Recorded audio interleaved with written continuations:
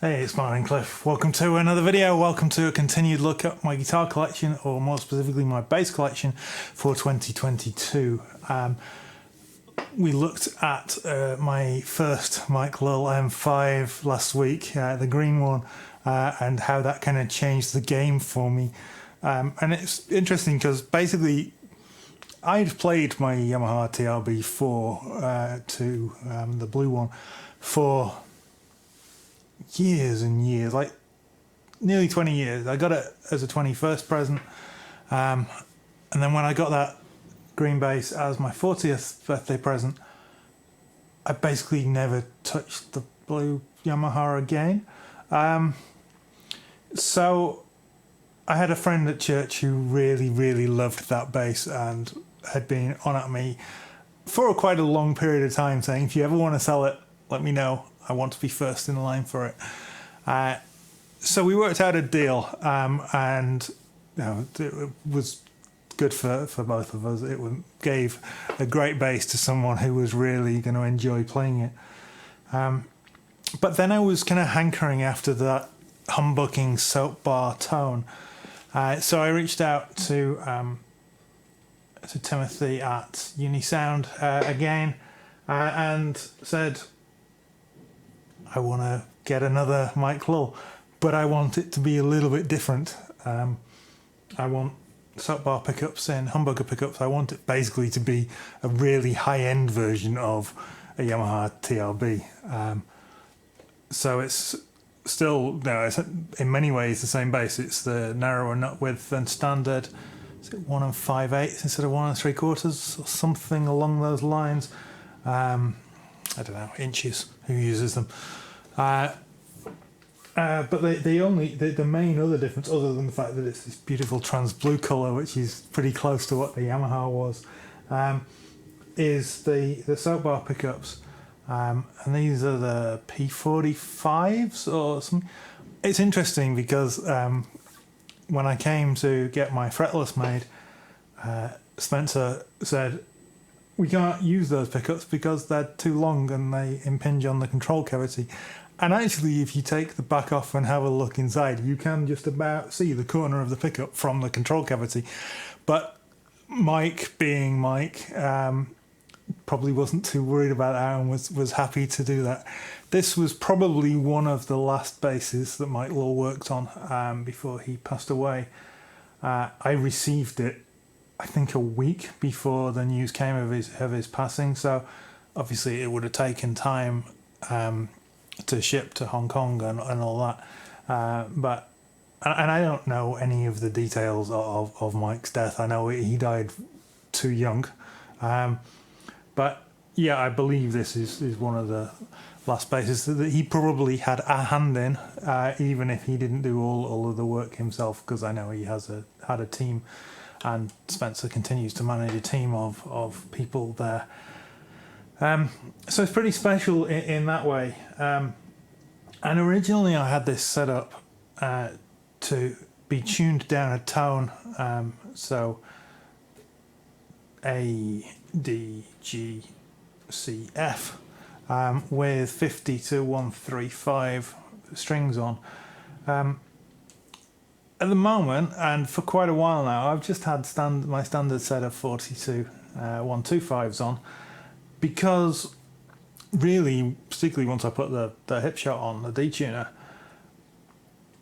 how many times do you really need that low G? It's not even on a piano.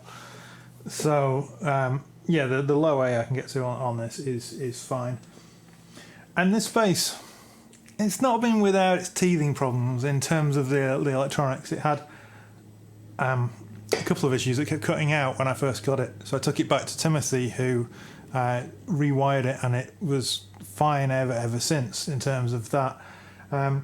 But then I had the volume pot. It's a push-pull active passive volume pot, and that went bad to the point that in the up position in passive mode it didn't work at all. So fairly recently I swapped out the volume pot. I got another linear 250k, I think, maybe 25k, don't quote me on that.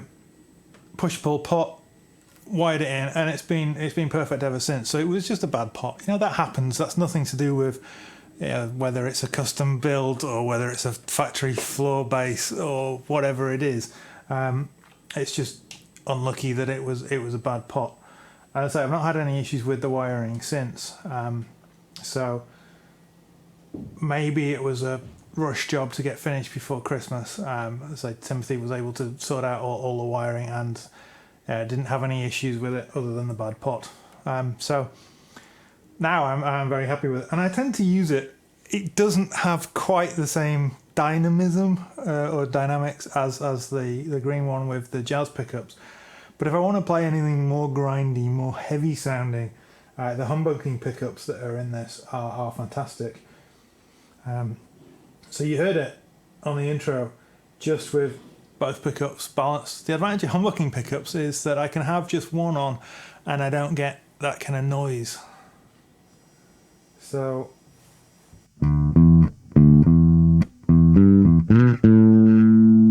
both pickups, just the neck.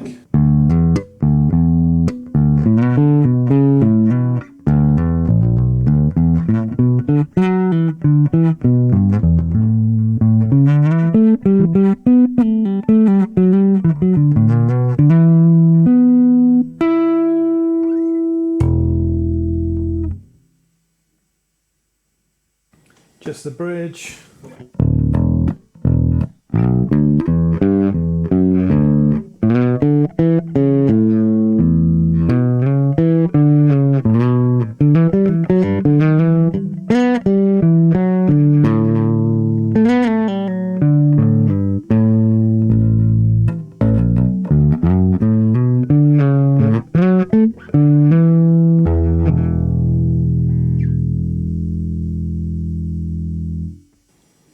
And it has active to passive switching, as I say.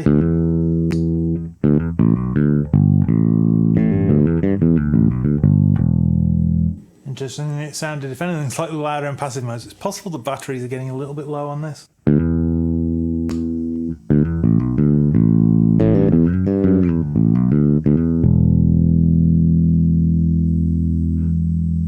fact, I can hear a very slight high-end whine that would suggest that.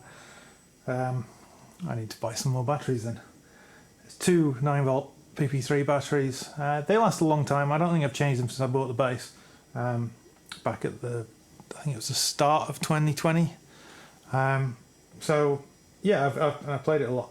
I very rarely use the EQ. As I commented in my last video, I have all these basses with this wonderful active EQ that I almost never use. But it's there if I need it. And it's a pretty powerful concentric bass and treble circuit, and then a mid with a pull push to switch the frequency of that mid range. Yeah, this bass is super light. I mean, the other bass was light. It's 8.3 pounds. This comes in at like 8.15. It is a chambered body. It's swamp ash with a flame maple cap. Same spec, so maple neck with graphite rods, flame maple, bird's eye maple fretboard, gold hardware. Sounds fantastic, plays fantastic, super comfortable. Again, not sure if I'll keep the detuner on it. We'll see, but yeah, I just love it. It's a great alternative. So this is kind of the modern rock and roll bass. The green one is kind of a souped up jazz bass, but with the 24 frets, both M5s. Then I have the fretless that you'll see in a couple of weeks, and the more traditional P-style bass that you'll see next week. So until then, take care, and I'll see you soon.